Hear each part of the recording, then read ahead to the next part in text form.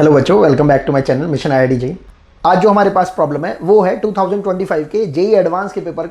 2 में पूछा गया लिमिट्स का प्रॉब्लम। तो इसके अंदर क्या बोल रखा है, let x not be the real number such that e to the power x not plus x not मतलब x0 equals to 0 for a given real number alpha define gx equals to this much for all real numbers x then which of the following statements is true. एक single choice type का problem था और इसमें से केवल और केवल एक ही करेक्ट ऑप्शन था। बिल्कुल डायरेक्ट फॉरवर्ड ये पूछा गया प्रॉब्लम है और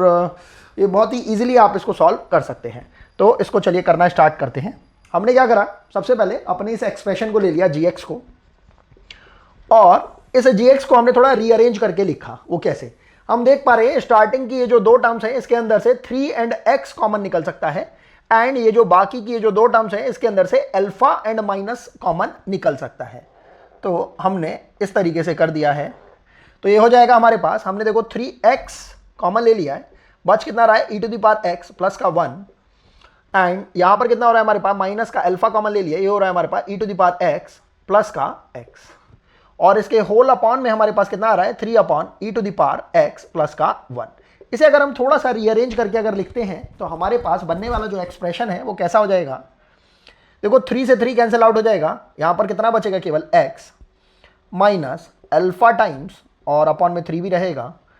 e to the power x plus का x upon e to the power x plus का 1। ये हमारे पास जो वैल्यू आ रही है किसकी आ रही है, g ऑफ x की। अब अगर हम ध्यान से देखें, देखो ये gx ही हमें केवल और केवल प्रोवाइड कर रखा और एक ये कंडीशन हमें यहां पर प्रोवाइड कर रखी है। तो अगर हम ध्यान से देखें, हमें जितने भी ये जो चारों ऑप्शन दे रखे हैं जिसके अंदर केवल और केवल एक ही ऑप्शन करेक्ट है, इन्होंने सारे ही ऑप्शन सिमिलर रख रखे हैं। बिल्कुल बिल्कुल थाली में परोस के आपको प्रॉब्लम दिया गया है क्योंकि सारी ही जो यहां पर ऑप्शंस के अंदर चीजों को बता रखा है ऑलमोस्ट सिमिलर है, केवल और केवल अल्फा की वैल्यू को इन्होंने चेंज किया है और जो आउटकम आने वाला होगा उसकी वैल्यू इन्होंने डिफरेंट लिखी है। तो देखते हैं इन्होंने क्या लिख रखा है, gx plus e to the power x not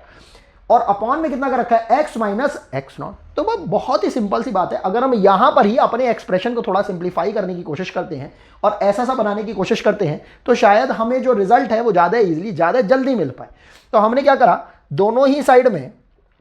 e to the power x not को ऐड करके देख लिया। तो ये हो जाएगा हमारे पास x प्लस इधर की साइड भी RHS में भी हमने e to the power x not को ऐड कर लिया जैसा कि हमें एक्सप्रेशन दे रखा है, केवल न्यूमरेटर पार्ट की बात कर रहे हैं अभी, और LHS पार्ट में भी हमने e to the power x not को ऐड कर लिया। तो e to the power x not minus alpha by 3, भाई ये टर्म हमारा एज इट इज ही रहेगा क्योंकि इसके अंदर हमने कोई भी छेड़खानी नहीं करी है। तो अपॉन में कितना हो जाएगा e to the power x plus 1। ये हमारा ओरिजिनल एक्सप्रेशन जो एज इट इज था वो वैसा का वैसा ही रहा। अगर हम यहां की बात करते हैं, यहां पर अगर हम देखते हैं, अगर हम इस e to the power x not की वैल्यू अगर यहां से निकालने की कोशिश करें तो क्या हमारा एक्सप्रेशन ऐसा नहीं हो जाएगा, gx plus e to the power x not और यहां से e to the power x not की वैल्यू आ जाएगी माइनस x नॉट। तो x माइनस x नॉट और minus alpha by 3 into e to the power x plus का x upon e to the power x plus का 1। ये चीज हमें समझ में आनी चाहिए। इसके अलावा हम देख रहे हैं कि जब ये न्यूमरेटर है हमारे पास तो अगर हम लिमिट लगा देते हैं x tending to x not, तो अगर x को अगर हम अभी के लिए x equals to x not अगर पुट कर देते हैं केवल और केवल इस LHS पार्ट में, तो अगर हम ध्यान से देखें यहां पर हमारा जो एक्सप्रेशन है g of x not plus e to the power x not कुछ इस टाइप का बन रहा होगा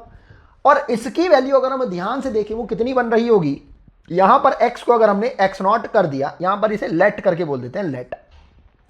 तो यहां पर x नॉट आ जाएगा। तो x not minus x not, भाई ये हमारे पास वैल्यू 0 आ रही होगी और उसके अलावा e to the power x not and x की जगह x नॉट आ जाएगा और यहां पर भी e to the power x naught आ जाएगा। तो हमें पता है नीचे वाला जो एक्सप्रेशन है e to the power x not plus 1 बन रहा होगा, लेकिन ऊपर वाला जो एक्सप्रेशन है e to the power x not plus x not बन रहा होगा जिसकी वैल्यू हमें पहले कितनी बता रखी है, 0। अब हमें ध्यान देना है यार, लिमिट में चारों ही जगह पर x tending to x not ही बता रखा है। तो यार ये पूरा पूरा एक्सप्रेशन जो कि ये पूरा पूरा एक्सप्रेशन था भाई वो तो हमारा क्या बन रहा है, 0 बन रहा है। तो मतलब कि हमारा जो एक्सप्रेशन है बहुत ही सिंपल तरीके से सॉल्व होता हुआ हमें दिखाई दे रहा है। तो हमने क्या करा, लिमिट को ले लिया, हमने सबसे पहले लिमिट को कैलकुलेट करने की कोशिश करी और फिर हम लास्ट में देखते हैं कि आखिर अल्फा से क्या फर्क पड़ेगा। तो हमने ले लिया limit x tending to x not और एक्सप्रेशन जो है हमारे पास मॉडुलस में जी ऑफ एक्स माइनस का प्लस का e to the power x naught upon x minus x naught को लिख लिया। अब यहां पर इस पर्टिकुलर मोमेंट पर अगर मैं x tending to x not को अगर इसमें पुट कर देता हूं तो मुझे समझ में आ रहा है कि यार ये एक्सप्रेशन भी भाई मेरा क्या बन रहा है, जीरो बन रहा है, और जो डिनोमिनेटर है यार ये भी भाई मेरा जीरो बन रहा है। तो ये फॉर्म कैसी सी बन रही है भाई मेरी, ये फॉर्म बन रही है हमारी 0/0 की, और 0/0 की फॉर्म जब x टेंडिंग टू हमारे पास इस टाइप से कोई लिमिट रहती है आ रही हो 0/0 टाइप की, तो हमारे पास एक ब्रह्मास्त्र है जिसका हम यूज किया करते हैं प्रॉब्लम को ज्यादा इजी बनाने के लिए, और उसको हम क्या बुलाते हैं, L hospital rule. L hospital rule के अकॉर्डिंगली हम न्यूमरेटर को भी एक बार डिफरेंशिएट कर सकते हैं, डिनोमिनेटर को भी हम एक बार डिफरेंशिएट कर सकते हैं, जिससे कि हमारा एक्सप्रेशन 0/0 की फॉर्म से बाहर आ सके। तो हमने क्या करा, इसके अंदर डिफरेंशिएशन जब लगा दिया न्यूमरेटर में भी और डिनोमिनेटर के अंदर भी, तो हम देख पा रहे हैं कि ऊपर वाला जो एक्सप्रेशन है वो कितना हो जाएगा हमारे पास जी डैश एक्स करके, क्योंकि e to the power x naught तो एक रियल नंबर बता रखा है, तो ये कांस्टेंट वैल्यू है, तो ये तो हो जाएगी जीरो। इसी तरीके से जब डिनोमिनेटर के अंदर जब हम एक बार डिफरेंशिएट करेंगे तो एक्स नॉट तो क्या है, एक हमारे पास नंबर है, कांस्टेंट है, एक्स वेरिएबल है, तो इसकी वैल्यू कितनी हो जाएगी हमारे पास 1। बस इतनी सी बात हमें समझनी थी। अब x tending to x not पर हमें g डैश x की वैल्यू को निकालना है मॉडुलस के अंदर, तो हम एक काम करते हैं, सबसे पहले g डैश x को ही कैलकुलेट कर लेते हैं। तो हमारे पास जो gx था भाई वो तो इतना था, तो हमने जब g डैश x को निकाल लिया तो बेसिकली हमसे क्या बोला जा रहा है कि हम इसका डिफरेंशिएशन कैलकुलेट कर दें। तो हमने इसको बिल्कुल बेसिक स्ट्रक्चर पर इसको डिफरेंशिएट करना स्टार्ट करा। x की वैल्यू कितनी आ गई 1 डिफरेंशिएट होकर माइनस अल्फा बाय 3 टाइम्स, और ये न्यूमरेटर अपॉन डिनोमिनेटर के स्टाइल में हमने इसको डिफरेंशिएट करना स्टार्ट करा। ये हो जाएगा e to the power x plus 1 का होल स्क्वायर, और ऊपर हो जाएगा हमारे पास e to the power x plus 1, मतलब डिनोमिनेटर इनटू न्यूमरेटर का डिफरेंशिएशन, ये कितना हो जाएगा हमारे पास e to the power x plus का 1 माइनस, फिर अब हम न्यूमरेटर को एज इट इज ले लेंगे e to the power x plus का x, और इसमें मल्टीप्लाई कर देंगे हम, मल्टीप्लाई के लिए अभी के लिए यहां पर लिख लेते हैं हम, फिर हम ये जो डिनोमिनेटर वाला जो पार्ट रहता है फिर इसका डिफरेंशिएशन करेंगे, तो ये कितना हो जाएगा e to the power x। बस इतना ये हमने लिख लिया है। अब इसको थोड़ा सिंप्लीफाई कर लेते हैं, ये कितना हो जाएगा 1 माइनस का अल्फा बाय 3 टाइम्स, यहां पर थोड़ा सा इसको सिंप्लीफाई करने के लिए हमने थोड़ा मल्टीप्लाई वगैरह करा, ये हो जाएगा e to the power x plus 1 का whole square minus e to the power x plus का x into e to the power x, और होल अपॉन में हमारे पास कितना आ रहा है e to the power x plus 1 का होल स्क्वायर। इसको हमने थोड़ा सा इस तरीके से फॉर्म में लिखने की कोशिश करी, चाहे तो आप इसको दोनों के ही डिनोमिनेटर में लेके जा सकते हैं बेसिक मैथमेटिक्स के accordingly, a plus b upon c equal to a upon c plus b upon c. अब